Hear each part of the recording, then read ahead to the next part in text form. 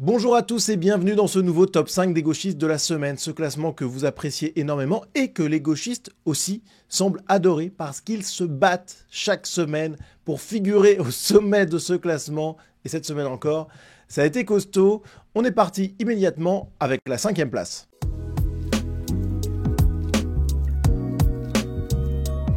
En 5e position de ce classement, on retrouve un journaliste de France Info, Ludovic Pochant, que voici ici. Alors pourquoi est-il dans le classement, cet illustre inconnu?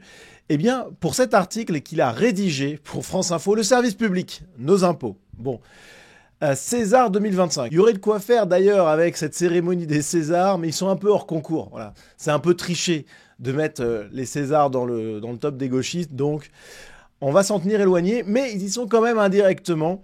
Donc pour cet article de France Info, César 2025, ce ne sont pas les impôts des Français qui financent les films, contrairement à ce que l'on entend souvent.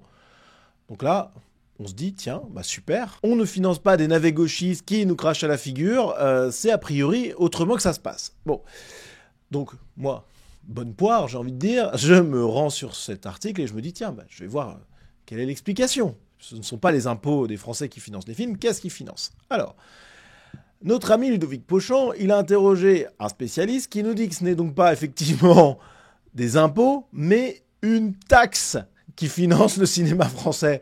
Alors, certes, strictement, formellement parlant, impôts et taxes, je comprends qu'il puisse y avoir une petite nuance sémantique. D'accord. Mais bon, au fond, ça revient quand même à la même chose. Donc c'est une taxe qui est prélevée sur les billets de cinéma. Cela s'appelle la TSA. Chaque fois que vous allez voir un film, vous refinancez le prochain. Super, on est ravis de ça. Le problème de cette affirmation, c'est que non seulement la nuance entre impôt et taxe, bon, elle est quand même un peu spéciale, mais en plus c'est factuellement erroné, parce que quand on va à la source et qu'on regarde les financements du CNC, on se rend compte que la fameuse TSA, qu'on voit ici apparaître sur le graphique, elle ne compte que pour 9,1% des recettes du fonds de soutien du CNC. Ce qui est la plus grande partie des sources de financement, c'est la taxe, une nouvelle taxe sur les services de télévision et la taxe sur la vidéo. Donc on a plusieurs taxes qui financent le cinéma français. Cet article de France Info, il est évidemment mensonger, trompeur, il vise à défendre le petit précaré des gauchistes. Faudrait surtout pas que les Français soient au courant de ce qu'ils sont en train de financer de manière massive. Donc manipulation totale de France Info, qui, là, il n'y a pas de problème, est financée à 100% par nos impôts.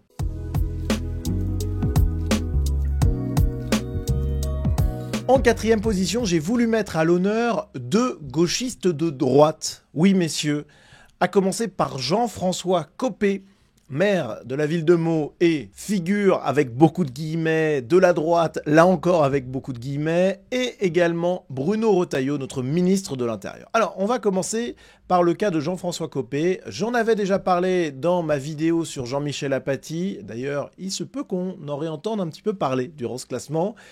Je vous laisse le suspense. Mais Jean-François Copé, il avait eu cette déclaration qui était quand même assez géniale à propos des risques de tension et d'affrontement entre l'Algérie et la France, et donc entre les Algériens vivant en France et l'État français. Voilà ce qu'il avait à nous dire sur la question. Franchement, c'était assez énorme.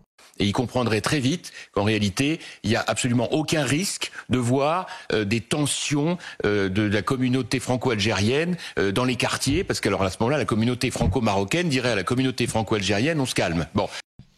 Voilà, donc ça c'est Jean-François Copé, spécialiste en conflits multiethniques, multiculturels, qui nous donne la leçon. Voilà, il n'y a pas de problème avec les Algériens vivant en France parce que les Marocains vivant en France les calmeraient. Bon, c'est du délire total parce qu'évidemment ce ne serait pas le cas. J'en ai parlé dans ma vidéo sur Apathy, donc je reviens pas là-dessus, mais c'est quand même déjà savoureux. Je vous laisse quand même apprécier le génie du type. Et Jean-François Copé, il s'est encore illustré. Alors c'était à propos de l'effort de montée en puissance du budget militaire français. Et écoutez ce qu'il a à nous dire, c'est colossal pour quelqu'un qui est censé être de droite. Cela que ça ne suffira pas de simplement dire on va refaire des dettes et on va continuer d'emprunter. Il va falloir appeler massivement les industriels, faire du financement privé, parce qu'on n'y arrivera pas tout seul. Il faut que l'épargne privée vienne au secours de la dépense publique. Il faut que l'épargne privée vienne au secours de la dépense publique. la droite, mes amis. Et pas n'importe quelle droite, la droite française, voilà, la droite LR. Franchement, c'est incroyable de voir ce discours-là. L'épargne privée doit venir au secours de la dépense publique. Non, non, non, non. La dépense publique doit être réduite drastiquement dans énormément de domaines où elle n'a aucun intérêt. Voilà, on peut commencer par les subventions au cinéma, tiens, par exemple, au hasard, mais enfin, il y a plein d'autres choses. Et c'est comme ça qu'on doit améliorer la situation économique en France et potentiellement augmenter nos dépenses militaires. C'est pas en demandant encore un effort au peuple français qui est pressé comme un citron par les impôts, par les taxes en tout genre, dont on en découvre d'ailleurs tous les jours. Je vous en ai donné un exemple au début de cette vidéo. Bref, donc voilà, la droite insupportable, les types qui sont des gauchistes mentaux en réalité, sur le plan économique et aussi d'ailleurs sur le plan identitaire. Donc c'est un désastre. Alors, puisqu'on parle du plan identitaire, Bruno Retailleau, il s'est porté au secours de l'hôtellerie-restauration. Vous savez qu'il y a un lobbying insupportable des patrons de resto, etc., enfin de certains d'entre eux, qui disent, voilà, il faut absolument de l'immigration parce que sinon en cuisine on n'a personne. La réponse logique, ce serait de dire, bah, si ton business a besoin de clandestins ou d'immigrés massivement pour survivre, c'est que ton business n'est pas rentable comme ça, et dès lors il devrait fermer. Et tu te trouves un autre job, ou alors tu augmentes tes prix, tu augmentes la qualité, tu trouves un concept nouveau au restaurant pour attirer la population. Bref, tout sauf recourir à l'immigration, et notamment à l'immigration illégale. Mais vu qu'on est en France, dans un pays qui est gangréné par le gauchisme, et bien ce genre de jérémiades, de personnes qui n'ont aucune conscience identitaire, qui se foutent complètement des conséquences délétères pour le pays, pour notre civilisation, de l'afflux massif de migrants extra-européens, eh bien ces jérémiades-là, elles ont été entendues, et par Bruno Retailleau lui-même, qui s'agite beaucoup, qui fait beaucoup de déclarations un peu guerrières sur toutes les questions de sécurité, d'identité et compagnie. Mais quand il s'agit d'actes concrets, il n'y a pas grand-chose à part ça. Voilà. Donc ça, franchement, c'est assez terrible de voir Bruno Retailleau qui se soumet comme ça à ce lobby immigrationniste. C'est vraiment quelque chose qui n'est pas acceptable. Et Bruno Retailleau, il s'est aussi illustré pour avoir désigné Cindy Léonie, ex-présidente de SOS Racisme, à la tête de la sécurité civile et de la gestion des crises. Donc voilà, Bruno Retailleau et Jean-François Copé, les gauchistes de droite de la semaine.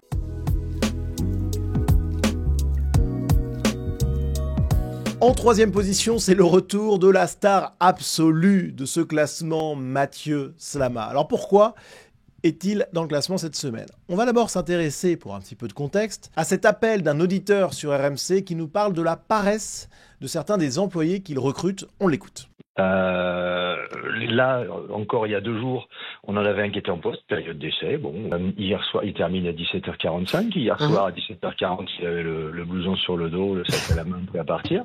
Le responsable du dépôt lui rappelle que la fin, c'est 17h45, quoi, pas 17h40. Il n'était pas là ce matin.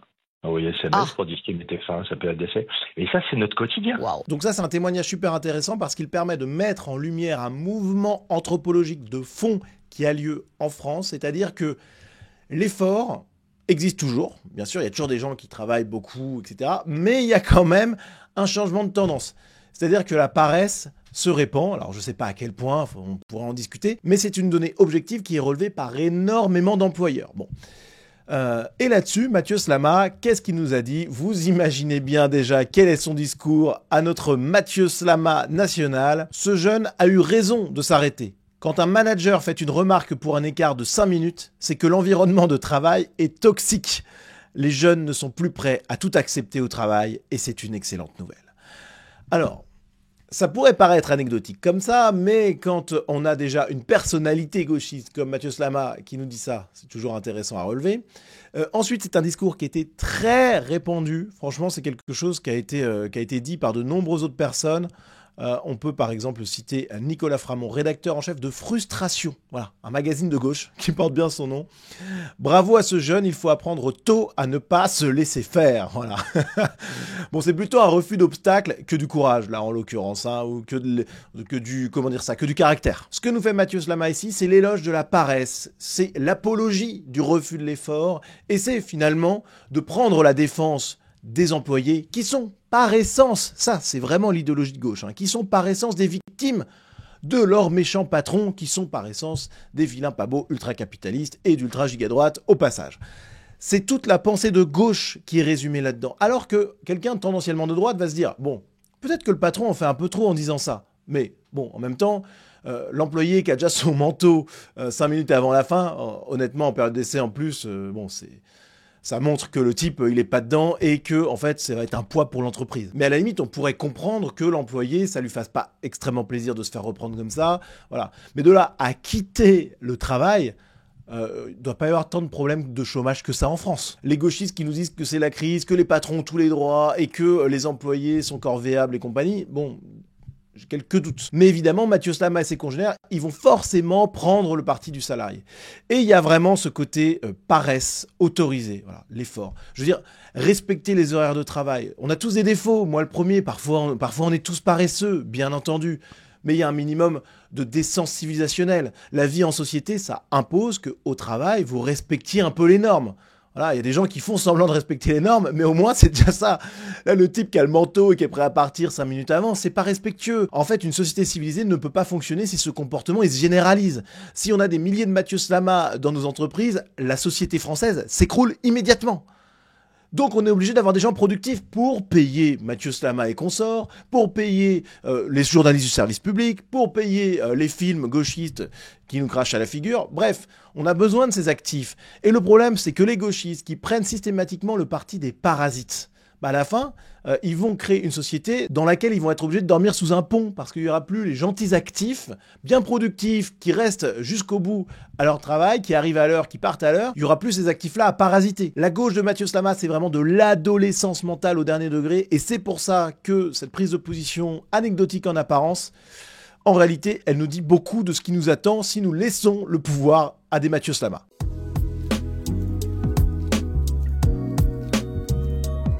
En deuxième position, on retrouve également une habituée, Marine Tondelier, secrétaire nationale d'Europe Écologie Les Verts, pour 2 prises de position dont elle a le secret et qui sont... Mais c'est fabuleux le gauchisme quand même, quand on y pense. Le mieux pour que je vous décrive tout ça, c'est que je vous prenne les premiers mots de son tweet qu'on va analyser. C'est irréel. C'est vrai que le gauchisme, c'est irréel. Voilà. Leur incohérence est irréelle. Fascinant.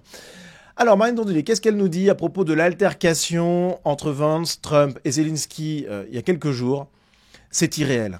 Mais c'est malheureusement la réalité dans laquelle on vit. Trump et Vance se comportent avec Zelensky comme des brutes à la solde de Poutine. Bon, alors c'est beaucoup plus compliqué que ça en réalité, mais je ne vais même pas rentrer dans le fond du sujet. Voilà sa conclusion. L'Europe doit se réveiller. Elle est seule. L'Europe doit se réveiller. Voilà ce que nous dit Marine Tondelier. Alors là, c'est quand même assez extraordinaire. On a une apôtre de la décroissance qui veut absolument qu'on rentre dans la sobriété écologique, économique, militaire, énergétique, etc., qui nous dit « Oulala, le monde est en train de devenir fou, l'Europe va devoir se réveiller ». Mais ça veut dire quoi, se réveiller? Parce que le programme d'Europe Écologie Les Verts et des gauchistes, c'est de nous endormir, en fait. Donc, qu'est-ce qui se passe là? Tout d'un coup, retournement de la veste verte de Marine Tondelier, et on n'est plus pour la décroissance. On n'est plus pour la sobriété, on est pour la puissance, on est pour l'armée, on est pour que la France et l'Europe dépensent des milliards dans un budget militaire augmenté. Mais enfin, quelle est la cohérence là-dedans? Vous voyez que la posture totale de la gauche, qui est de dire il faut qu'on diminue le climat, on doit faire attention, pas de paille en plastique, etc., etc. Mais au moment où ça commence à se corser un peu, au moment où le sérieux revient en politique, au moment où les bêtises adolescentes de la gauche, ça s'efface un peu devant le réel, là tout d'un coup, elle se dit ah oui, peut-être qu'il faut qu'on se réveille. Bah oui, mais c'est pas avec vous qu'on va se réveiller. C'est contre vous, c'est contre l'idéologie de gauche qu'on va se réveiller. Et d'ailleurs, ça serait plutôt positif que cette séquence nous montre à quel point le gauchisme est un boulet pour notre pays et pour notre civilisation. Donc déjà, c'était quand même costaud de voir ça. Et puis on a également eu ça. Aujourd'hui, 1 élève sur 5 refuse l'amitié avec un camarade juif. 48% ont déjà été témoins d'actes ou de propos antisémites. L'antisémitisme et tous les racismes gagnent du terrain. Alors il faut toujours rattacher l'antisémitisme au racisme, voire à l'islamophobie. Comme ça permet de noyer le poisson parce qu'en réalité, ces élèves qui refusent d'avoir des amis juifs, bon, c'est pas des cathos intégristes, hein, faut pas déconner. C'est évidemment la nouvelle France voulue par Jean-Luc Mélenchon, allié de Marine Tondelier. C'est la créolisation, c'est l'immigration massive vendue par les écolo-gauchistes. Ce sont les enfants de cette nouvelle France, de cette France islamo-gauchiste, qui refusent d'avoir des amis juifs, bien entendu. Donc là, elle noie le poisson en rappelant que l'antisémitisme et tous les racismes gagnent du terrain. l'école républicaine ne peut pas être un terreau pour la haine, ne laissons pas la banalisation de celle-ci s'installer. Et là, c'est quand même assez phénoménal. Alors il y a heureusement quelques personnes qui lui ont rappelé ça, mais s'il y a une montée de l'antisémitisme en France, c'est évidemment en partie à cause des gens comme Marine Tondelier. Là, ici, comme illustration, il y a la tribune donnée à Médine, qui est un symbole de cet islamo-gauchisme. Mais pour moi, le symbole essentiel de la culpabilité de Marine Tondelier et de tous ses potes dans cette montée de l'antisémitisme, Marine Tondelier prend un peu pour tout le monde au passage, c'est bien entendu cette alliance avec Jean-Luc Mélenchon, Rima Hassan. Rima Hassan, qui, par son discours enfiévré contre Israël, et enfin on est toujours à la limite, hein, Israël, les Juifs quand même, ça se mélange. La frontière est très très mince, hein. Mais c'est évidemment cette alliance islamo-gauchiste avec une radicalisation dingue de la gauche contre Israël qui permet à tous ces jeunes Français qui, déjà, par leur tropisme biocivilisationnel, bon, quand on vient d'ères civilisationnelles comme les pays arabes, l'amitié envers les Juifs, c'est pas le starter pack, quoi. Voilà. Bon. Mais si en plus on y rajoute un discours incendiaire tenu par tous les gens de la LFI, du NFP et compagnie, bon bah oui, ça donne ce contre quoi Marine Tondelier feint de se lever. Tout ça, c'est une tambouille gauchiste qui est incompréhensible et que de plus en plus de Français rejettent.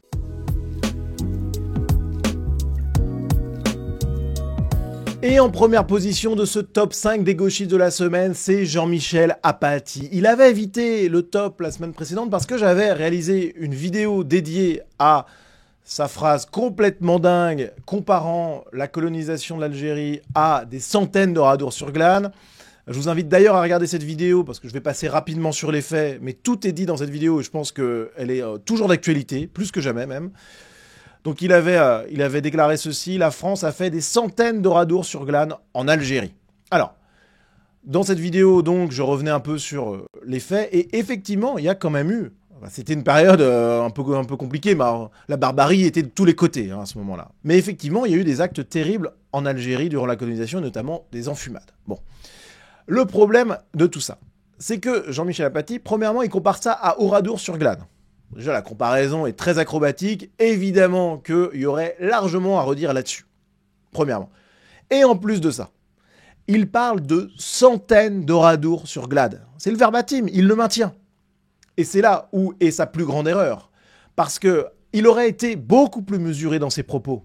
Ça aurait pu passer à la limite, même si c'était déjà très exagéré, et je passe sur le contexte hallucinant dans lequel il le dit. Parce que c'est ça aussi qui est important et que je relevais dans cette vidéo. Il nous sort ça alors que la France et l'Algérie sont dans une grave crise diplomatique. Avec l'Algérie qui est responsable de morts sur le sol français quand même. Hein. Donc c'est évidemment Apathy, ennemi de la France, qui parle là. C'est pas le journaliste qui énonce des faits prétendument historiques. Pas du tout. C'est un militant qui parle, un militant anti-France. Il n'y a aucun doute là-dessus, parce que le contexte n'est pas innocent. Mais il se serait tenu à son avis militant de manière un peu sournoise et discrète. Ça aurait pu passer. Mais là, non, ça passe pas, c'est un mensonge total. Double mensonge.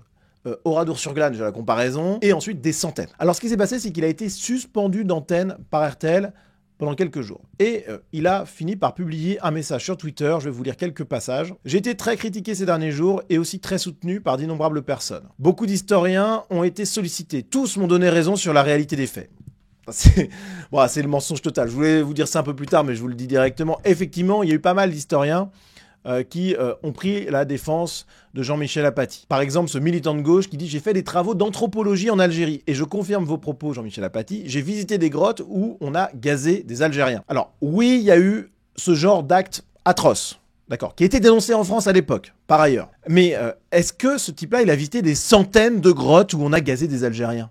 Mais absolument pas. Absolument pas. J'en parle dans ma vidéo, mais la matérialité des centaines d'Oradours sur glane, des centaines, ça veut dire plus de 200, quoi.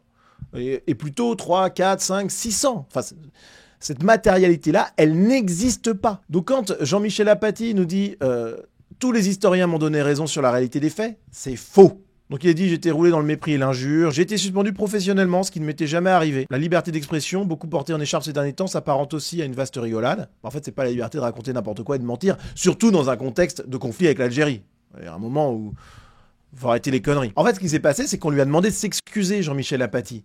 Et là, il aurait pu être malin et dire « Effectivement, je me suis laissé emporter, il n'y a pas eu des centaines de massacres commis par la France en Algérie sur le modèle de Oradour-sur-Glane. Il y a eu quelques occurrences qui étaient terribles. J'ai été trop loin. Sur le fond, je maintiens, mais sur la forme, c'est vrai que j'étais trop loin. Il aurait dit un truc comme ça. Ça aurait suffi. Enfin, en ce qui me concerne, ça aurait pas été suffisant, évidemment. Et en ce qui vous concerne non plus, parce que Apathy, bon, faudrait quand même qu'il se calme là. Mais ça serait passé. Mais il l'a pas fait. Il a décidé d'assumer sciemment un mensonge de sa part. C'est pour ça qu'il a été exclu de l'antenne temporairement. Je suis désolé, mais je vais pas pleurer pour lui. Alors évidemment, il a quand même eu le soutien de certaines personnes. Jean-Luc Mélenchon, qui le soutient et qui dit « Comme lui, je suis triste de voir les libertés d'expression de mon pays abaissées à ce niveau de répression. » Mais de quoi il parle Jean-Luc Mélenchon ? Il est grand ami avec Raphaël Arnaud, leader de la Jeune Garde, un groupe radical de gauche violent qui attaque des conférences, qui empêche des gens de droite de prendre la parole en public. De quoi il parle? Tout ça, c'est une sinistre farce. Même chose avec Edoui Plenel, qui est venu à la rescousse de Jean-Michel Apathy, sur TV5 Monde. Financement public là aussi. Jean-Michel Apathy a énoncé des vérités de fait. Mais non, enfin on en revient toujours à la même chose. Mais déjà, la comparaison avec Oradour-sur-Glane, elle est fautive. Voilà, clairement. J'oublie le contexte, et en plus des centaines, c'est faux, c'est factuellement erroné, c'est un mensonge, bordel. Mais Edoui Plenel, évidemment que lui, militant de gauche, ennemi de la France, bien entendu qu'il va soutenir Jean-Michel Apathy. Bref, bravo à Jean-Michel Apathy pour sa perf. Très costaud. Sur le fond, je ne suis pas fan du fait qu'il ait été entre guillemets censuré. Le problème, c'est que s'il avait reconnu qu'il avait dit une connerie, bah ça n'aurait pas eu lieu. Donc au final, est-ce qu'il a été censuré? Est-ce que sa liberté d'expression a été attaquée? Bah non, c'est juste qu'il n'a pas le droit de dire des conneries grosses comme lui. Et ce qui est intéressant aussi dans cette suspension, c'est que le temps où les gauchistes tenaient le haut du pavé, qu'ils pouvaient nous cracher à la figure impunément, eh bien ce temps-là, il semble en passe d'être révolu. C'est un changement intéressant qu'on observe, c'est que le tout début, bien sûr, de ce mouvement que j'espère le plus massif possible, mais voilà, les ennemis de la France ne peuvent plus raconter leurs conneries sans qu'il y ait une sanction. En tout cas, là en l'espèce, c'était le cas, et c'est un sacré signe d'espoir. Voilà les amis, merci à vous d'avoir regardé cette vidéo jusqu'au bout. Si vous souhaitez soutenir ma chaîne, comme d'habitude, vous avez les partenaires Sunrise en description de cette vidéo. Idéochoc, excellente plateforme de podcast qui résume, qui condense la substantifique moelle d'ouvrages essentiels pour se forger une culture littéraire, philosophique, politique, etc. Vraiment, courez-y. La nouvelle librairie pour commander vos livres. Et puis, Tipeee, pour rejoindre la communauté Sunrise, me soutenir financièrement et en contrepartie de ce soutien, eh bien, accéder à des vidéos exclusives et à un groupe Telegram privé de très grande qualité.